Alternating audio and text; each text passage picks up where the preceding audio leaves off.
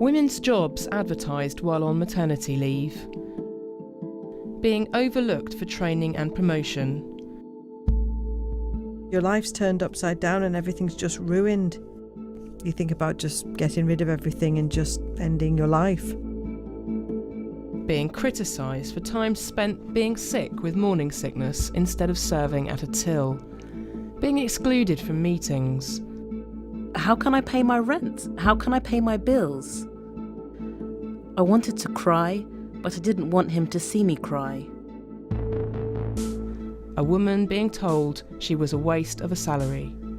Just some of the accounts from women in our workforce today.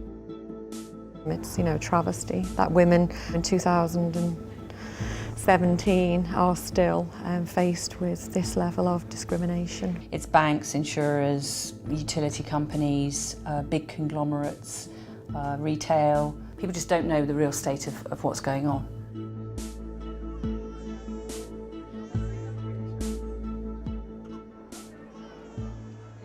Shocking and wholly unacceptable was how the government described the behaviour of employers who discriminate against pregnant women and new mothers.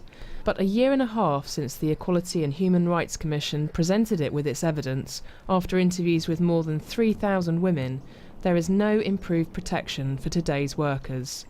Campaigners say inaction from the government is failing women. Emma was working as a beautician when she became pregnant. She took legal action and settled with her boss.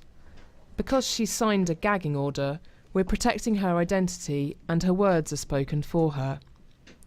After 3 months on maternity pay, her manager had forced her to go back to work early.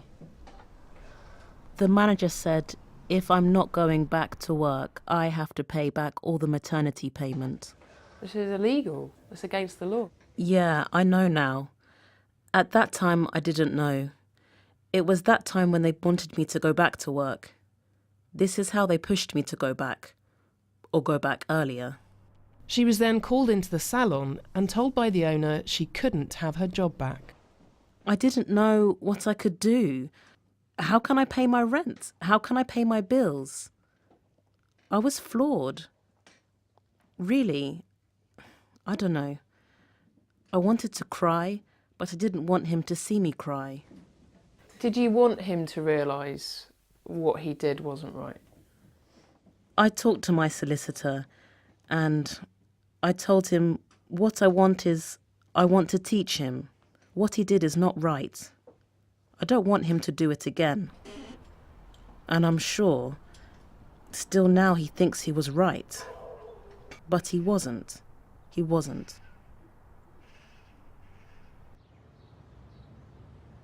Davina was the manager of a care home when she became pregnant. Whilst she was on maternity leave, she arranged a meeting with her boss to talk about taking more leave while her daughter settled into nursery. You thought you were going to get your maternity leave extension honoured, and instead you get a redundancy letter. A termination letter with immediate effect. With immediate effect. No redundancy procedure followed, no alternative job given. It's like my life was turned upside down because I never expected that. I was actually getting ready to go back to work and have my life back. But on the other hand, your life's turned upside down and everything's just ruined. You feel that you had this baby and you start blaming yourself and the baby. You have fights because, of all the financial pressure, only one working. Your bills are not getting paid. You're borrowing money from everywhere and you think to yourself, how on earth are you going to return all that money? So it's like you think about just getting rid of everything and just ending your life. At least every week we get an inquiry in about somebody who's got a problem at work because of maternity. In the last 4 years, nearly 4,000 women have taken legal action over an unfair dismissal due to pregnancy. Half of these ended in settlement agreements, with damages being paid by bosses. Karen Jackson specialises in discrimination cases, but says settlements come at a price. I've never seen a settlement agreement that didn't have a very strict confidentiality term in it. It will be, you cannot tell anybody that this settlement agreement exists. You cannot tell anybody the contents of this settlement agreement. The only people you can share it with are perhaps your partner, your lawyer, your accountant, but nobody else. So effectively the women are gagged? Absolutely, completely and utterly. People just don't know the real state of what's going on. I wish I could talk about the cases, and I wish I could talk about some of the companies that I've dealt with and their attitudes to maternity and pregnancy, which in many cases do not tally at all with what they say on their website or in their sort of corporate PR. But I'm not allowed to, unfortunately. But what I can say is that if I look at the FTSE 100, there's a good chunk of companies on that list that I've acted against around pregnancy and maternity.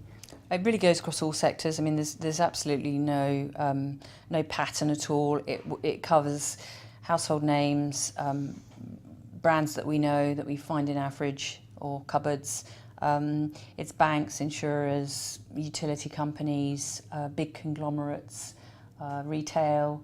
You name it. So what proportion of this list would you say you've ticked off now? Well, it's a good half, and it's more, going on for 2/3 really. It's a really high number.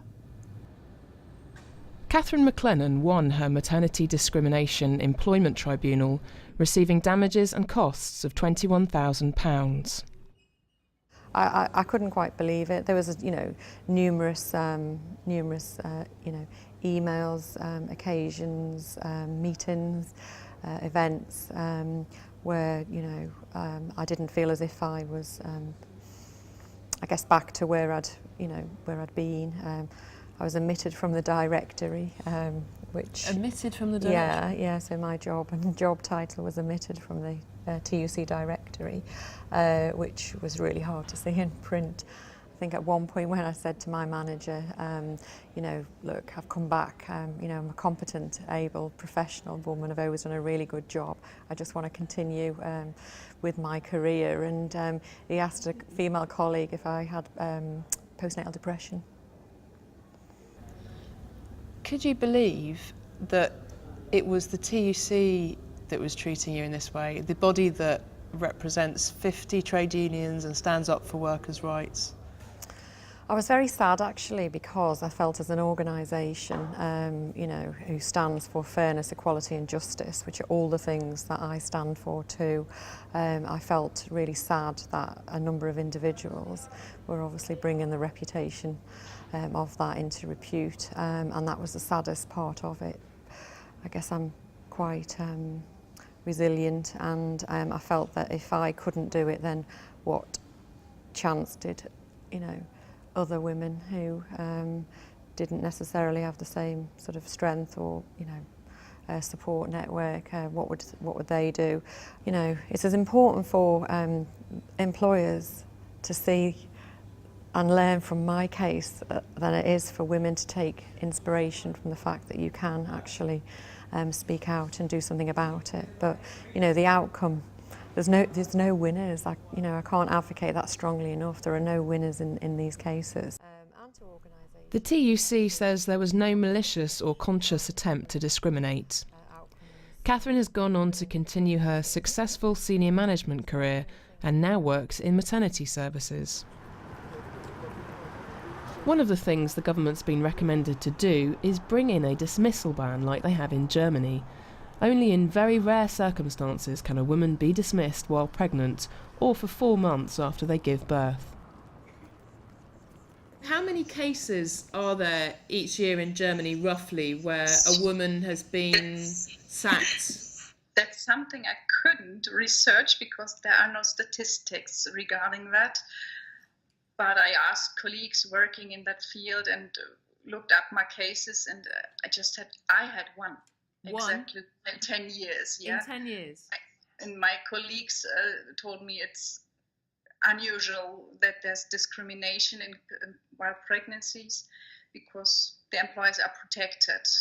So you've had one case in 10 years In one case in 10 years, they just try to dismiss this person because they say there are too many problems with pregnant women. So she won her case? Of course, she did. And the UK situation, with 1 in 9 mothers feeling forced to leave their jobs?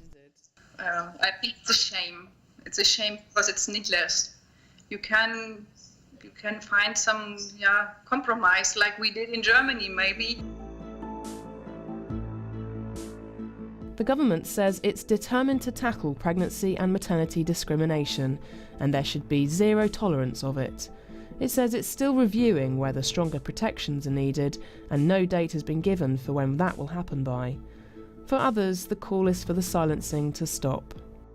Companies really care about reputation, and until we get to being able to name and shame them in the same way as with minimum wage regs, I don't really see that much progress being made. If the confidentiality was removed, it really would be a game changer. I feel it's a real shame. Well, I feel more than it's a shame, it's, you know, a travesty, really, that women, you know, in 2017 are still faced with this level of discrimination.